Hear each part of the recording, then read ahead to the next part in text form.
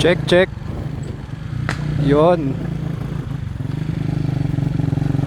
Samahan nyo ngayon ipapakabit natin yung stock na muffler natin kasi bumili tayo ng bagong elbow para sa motor natin. Nakabit natin siya pero yung muffler na gamit natin yung Acropovic na nabili ko dati na mumurahin. So ngayon maghahanap tayo ng shop na pwedeng pagpagawan ng adapter para may kabit natin yung stock na muffler. Yan natin kung magagawa ngayon para ma-check rin natin kung okay ba yung tunog niya. Kasi ngayon yung Acropovic medyo okay naman, malakas, nagtunog big bike siya.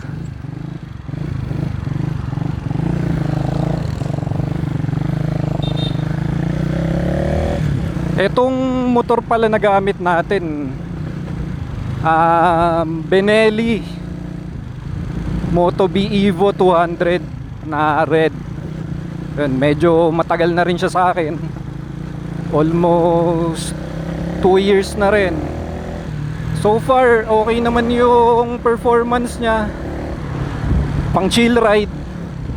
Medyo nakakangalay nga lang tong stock na manibela kasi medyo mababa siya, kaya yun yung next target natin, mapapalagyan natin ng mas mataas na manibela para makita natin kung okay ba, kung mawawala ba yung alay, lalo pag sa traffic.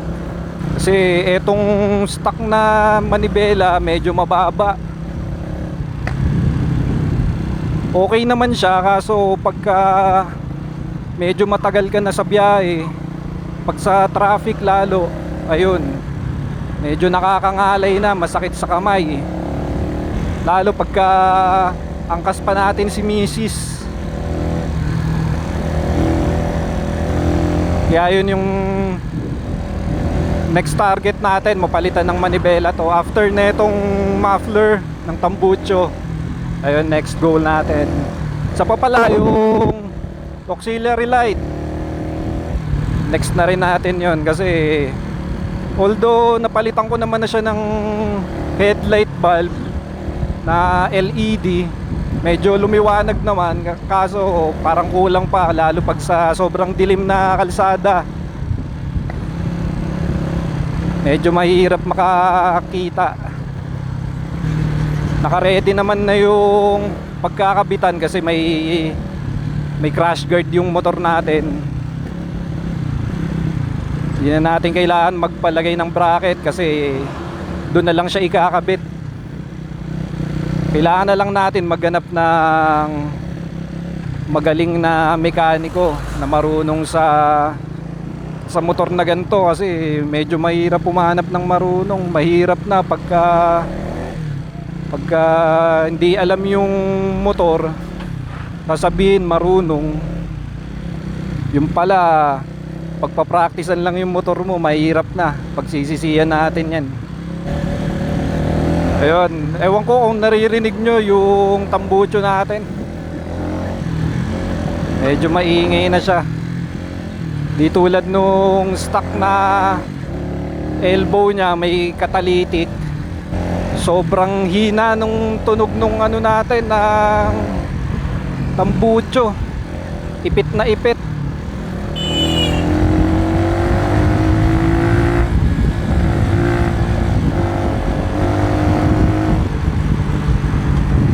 Ngayon itatry naman natin yung stock na muffler naman, kung okay, kung alin mas okay. Mas okay kasi yung itsura nung stock na muffler natin kung yun yung ilalagay, kasi bagay na bagay talaga sa itsura ng motor. Nilagay ko lang pansamantala yung Acropovic kasi nga hindi kasya yung stock. Masyadong maliit yung butas niya kumpara dun sa elbow na nabili natin.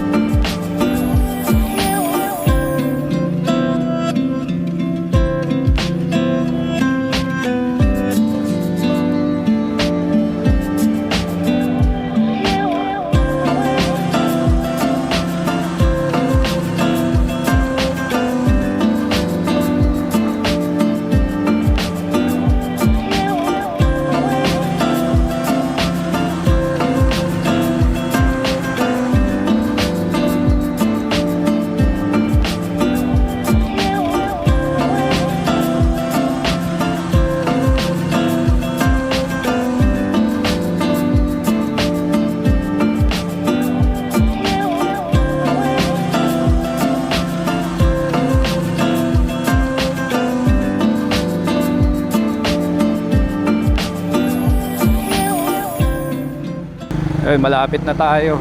Dito lang yun. Tignan natin kung magagawa.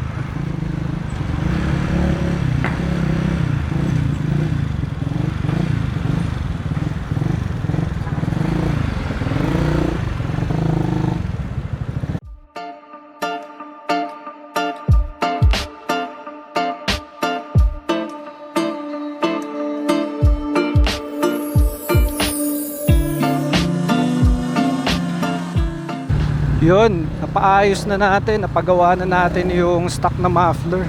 Kaso hindi pa natin nakabit. Tatry natin ikabit mamaya pag uwi. Tignan natin kung okay ba yung tunog niya. Yung ginawa pala, kasi maliit yung butas nung pangkabit niya, pinutol, tapos dinugtungan ng mas matabang tubo para may kabit natin sa elbow na binili natin. Mabilis lang rin, mga 30 minutes, wala pang 30 minutes, okay na. Di pa lang natin napakabit kasi medyo nagmamadali tayo ngayon nung oras na. Tsaka baka abutin tayo ng ulan.